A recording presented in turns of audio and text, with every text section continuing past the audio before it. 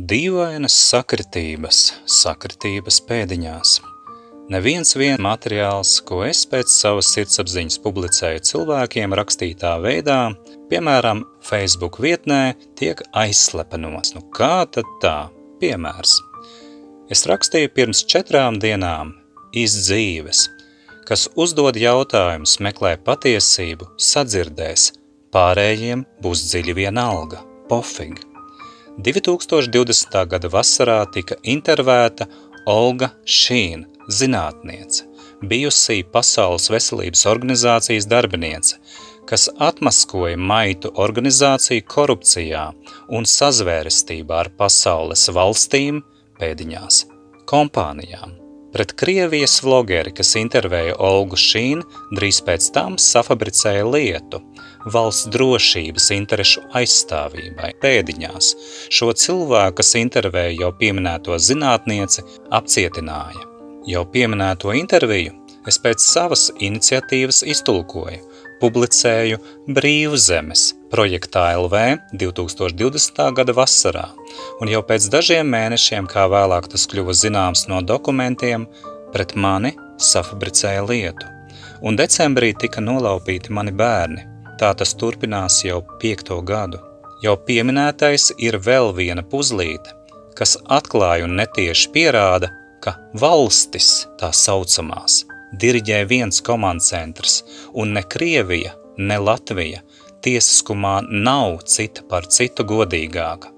Mēs dzīvojam algotņu bandu ielenkumā, kas attiecās uz projekts LV, jeb liekulīs kontingentu, tad šejienes algotņi piekopj identiskas metodes saviem nacist-čekistu priekštečiem.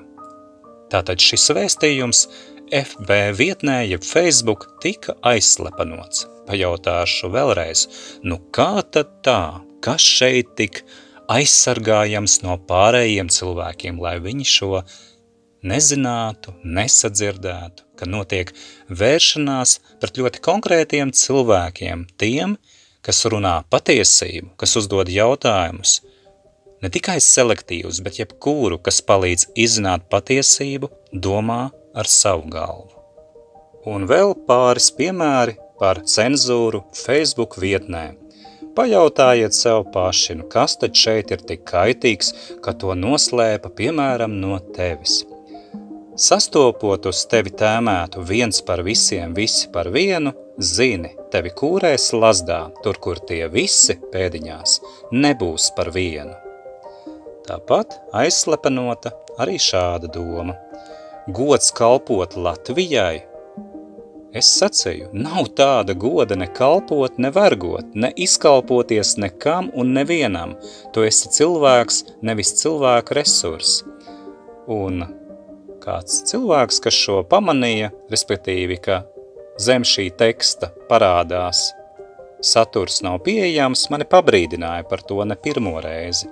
Un tad es gribu jums pajautāt, ar ko nodarbojās Latvānijas režīms, ja tas cenzē cilvēku domas pat šajā līmenī, kur tiek atmaskotas, uzsveru atmaskotas, ļoti slīpētas, ļoti pamanāmas manipulācijas, kā es arī pieminēju, šie zināmie vārdi, kas ir armijas gļēvuļiem iebarot viņu vergu zvērastā gods kalpot Latvijai. Kāds var būt gods kalpot un izkalpoties? Izrādās Latvānijas žurkām un žurku midzeņiem šis neder, ka kāds pasaka, stop, šis neiet cauri. Viņiem der, ka būtu pērkamas lampas, kas seko naudai, un tai pašā laikā savā nolādētajā, nolāpītajā liekulības profilā, katrs savā nišā gaudotu savus propagandas saukļus un tēlotu, ka viņi dara labu cilvēkiem. Tāpat pieminēšu citu aspektu, jau no bišķiņ citas tēmas, bet arī saistībā ar žurku midzeņiem, ar palaistuvju režīmiem. Es nerunāju pārāk skarbi, es runāju tieši valodu, sulīgi, visai precīzi, manuprāt, un jums paši pamanīsiet, kāda ir patiesība reālajā dzīvē.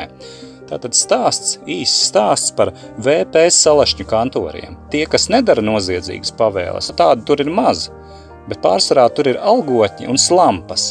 Un kad pēc tam, kad es šiem te morāliem kropļiem, kas strādā sistēmā, no valsts prokurora ellēniem vai prokurora ielenēm vai slampām VP vai citos kantoros esmu jautājis, vai jūs bez naudas darītu noziedzīgas pavēles, ko jūs esat nodarījuši, piemēram, man un maniem bērniem tos nolaupot 5 gadu garumā, tad ziniet, kāda ir viņu attieksme?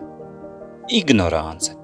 Tieši tā viņi dara, kā čekistu salašņas to dara, kā viņi ir mācīti ignorēt patiesību un faktus, pierādāmus faktus. Tā pašā laikā viņi grib iedvest cilvēkiem, ka viņiem būs taisnība pēc principa komandierim vai propagandas vairākumam ir taisnība, pat ja nav taisnība. Saprotiet, kādā mēs miskastu valstī dzīvojam, kur no vienas puses cenzūra, no otras puses anarhija un visatļaudība, kur šie te debiloīdi tēlo valsti. Un viņiem nav kauna vēl piesavināties Latvijas vārdu šiem morāliem kropļiem, kas seko naudai. Kropļi, ellēni un ellenes. Tas ir viņu vārds.